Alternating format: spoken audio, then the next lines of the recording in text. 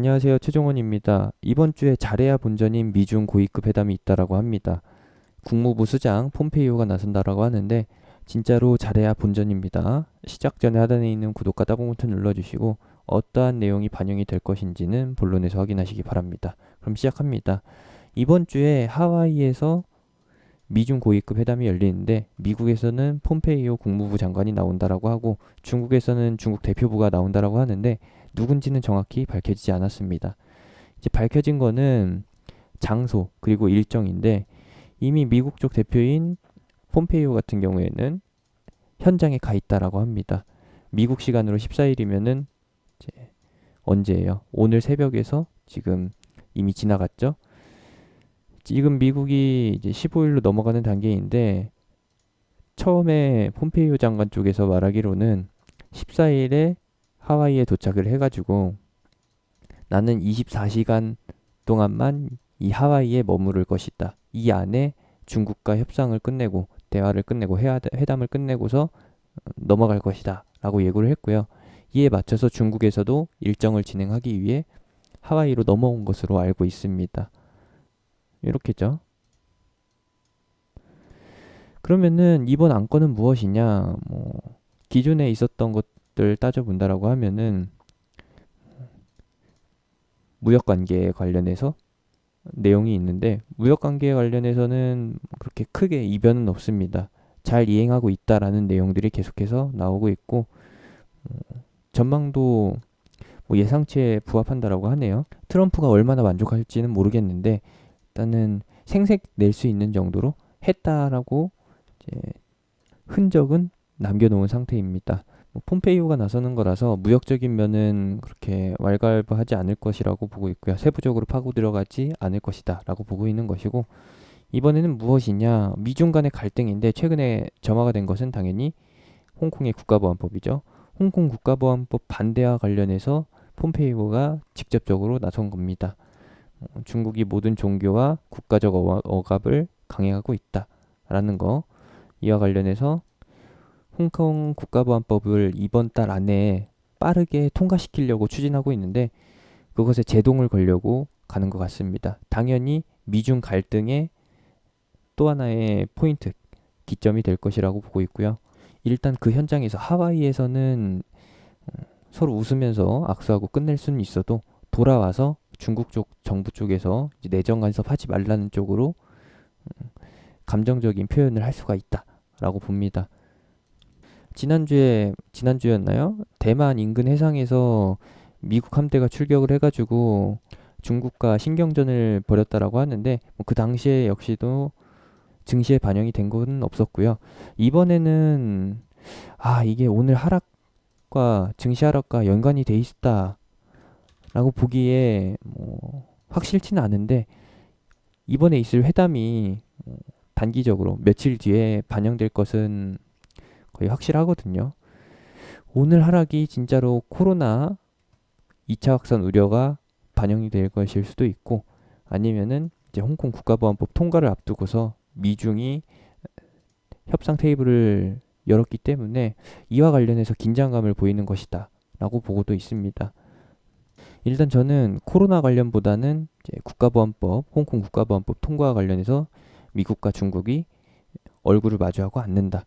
여기서 결정적인 한 방이 터질 것이라고 보는데 중국이 강행을 해가지고 홍콩 국가보안법이 통과가 돼서 이제 홍콩의 특혜가 박탈이 된다라고 하면은 새로운 금융 거점으로 넘어가는 과정에서의 비용적 손실도 일부 따를 것인데 솔직히 그 옮기는 비용적인 부분보다는 중국의 이제 외환 거래 문을 담당하고 있는 게이트를 담당하고 있는 홍콩이 저렇게 문을 닫아버리면은 중국도 상당히 곤란할 수밖에 없다.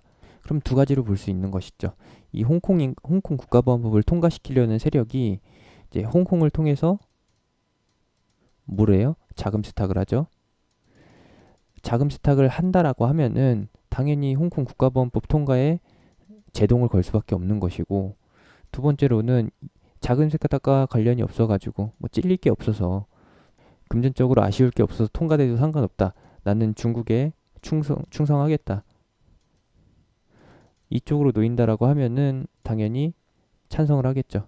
근데 아시잖아요. 중국은 공산당입니다.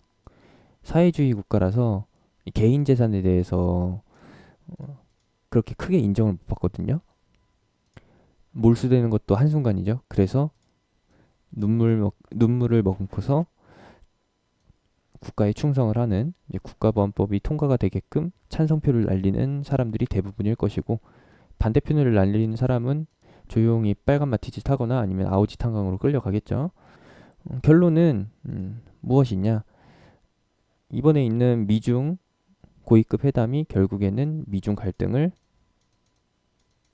확대시키는 것이고, 그것이 우려가 돼가지고 미리 일부분이 선반영된 것이다. 뭐 여기서 한 번 더 반영이 될 가능성은 있다라고 봅니다. 부정적인 결과가 나왔을 때. 회담이 끝나고 나서 중국 쪽에서 뒷북치듯이 불만을 토로하게 된다라고 하면은 일정 부분 한 번 더 하락이 나오게 되면서 미중 갈등이 정점을 찍게 되는 것이고, 미중 갈등이 정점을 찍게 된다라고 하면은 일단은 악재가 모두 다 노출이 되면서 어떻게 돼요? 불확실성 해소로 끝나죠. 추가 반영이 안 되죠. 그 다음에 이것에 꼬리를 물어가지고 이제 무역전쟁으로 끌고 간다라고 하면은 거기서부터는 얘기가 달라지는데, 일단은 거기까지는 논하지 않는 걸로 하고요. 1차적으로 미중 간의 국가 간의 갈등이 고조가 될 수 있다라는 관점에서 오늘 하락이 나온 것이다 라고 봅니다. 뭐 코로나 관련해서도 얘기가 많을 수 있는데, 미국의 코로나 증가 추이를 보게 되면은 요거 한번 같이 보시죠. 미국이 일별로 해가지고 2만씩 늘어나고 있다라고 하는데, 차트상으로 보게 되면은 그냥 꾸준히 늘어나는 겁니다. 뭐 특별히 뭐 이전보다 뚜렷하게 증가세가 나타나가지고 여기서 갑자기 슈팅이 나오는 게 아니라 그냥 상승 추세가 계속 이어지고 있다라는 거예요. 확진자의 증가 추이가 지속이 되고 있다라는 것이죠. 이것에 이제 제동을 거는 거는 확진자가 늘어나는 게 아니라 이제 완치자가 늘어나게 되면서 증가 추이가 줄어드는 게 아니라 증가 추이가 늘어나는 만큼 이제 완치자도 늘어나게 되면서 코로나 사태 극복으로 초점이 맞춰질 것이다.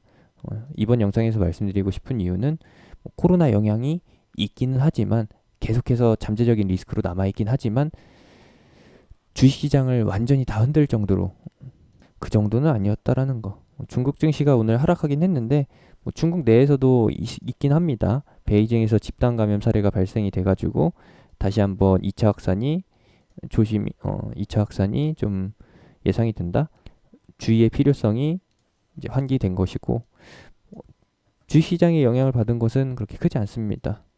아니, 결정적으로 코로나 재확산 우려가 확대가 됐다라고 하면은 방산주가 아니라 방산주가 갈 때 모두 같이 갔어야 돼요.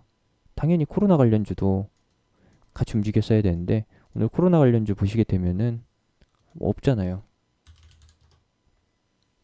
뭐 신풍제약 종목들이 다 상승하다 빠졌거든요. 왜냐? 오늘 하락장의 주요 해지 테마가 아니기 때문에 상승하다 만 겁니다. 이렇게 보시면 되겠죠. 이제 다시 한번 뭐 삼중고로 해가지고 올 수도 있습니다. 무엇이냐? 코로나 재확산, 그리고 또 뭐예요? 미중 갈등.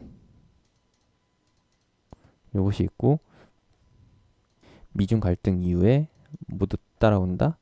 미중 무역전쟁. 이것도 따라올 수 있다라는 거.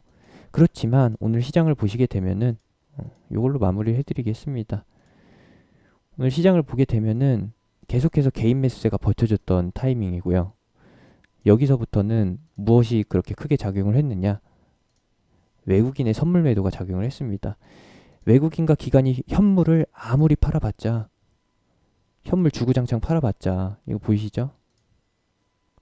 현물을 주구장창 팔아봤자 개인들이 다 사서 소화를 하기 때문에 유동성이 매물을 다 잡아먹고 있고, 그리고 그 유동성을 찍어 누를 만한 공매도가 지금 실시를 못하는 단계이기 때문에 손목 발목이 묶여있기 때문에 현물을 던져서는 증시를 하락시키지 못하니까 어떻게 해요? 외국인이 선물을 1,500억 가량 던집니다. 장중에 이 정도 던지면은 선물의 영향력은 굉장히 크고 빠르게 반영이 돼서 증시가 흔들리거든요. 그래서 추가적인 악재가 발생되지 않았음에도 불구하고 이렇게 핸들을 틀어버리니까 증시가 폭락을 하죠. 2시 무렵부터 해가지고 급격하게 쏟아지는 선물 매도 공세. 그래가지고 증시가 한번 크게 휘청였는데 여기에서 이제 공포심리와 투매심리가 반영이 돼가지고 묻지마 매도세, 투매라고 하죠. 투매가 나오게 되면서 증시가 폭락을 하게 됐고 시장이 이유 없이 하락하게 되니까 공포심리가 더 확대가 되면서 종목들도 그냥 이유 없이 다 같이 동반해서 하락한 겁니다. 대북주는 왜 상승했느냐? 대북주가 아니라 방산주는 왜 상승했느냐? 이전에도 말씀드렸다시피 그냥 방산주는 시장 등락과는 상관이 없어요. 그냥 대북주에 문제가 생긴다라고 하면은 그냥 움직이는 거거든요. 그래서 시장과는 상관없이 그냥 갈 길 간다. 제 갈 길 가는 마이웨이고 시장은 하필 이 타이밍에 미중 갈등 우려와 그리고 외국인의 선물 매도 공세가 펼쳐지게 되면서 급락을 했었다라는 거. 롤러코스터가 진행이 됐었고 기가 막히게도 이제 시장이 마감된 이후에 외국인이 어떻게 됐다? 동시호가에서부터 해가지고 선물 매수세를 끌어올렸다. 그래서 결국에 마감 때는 어떻게 됐느냐?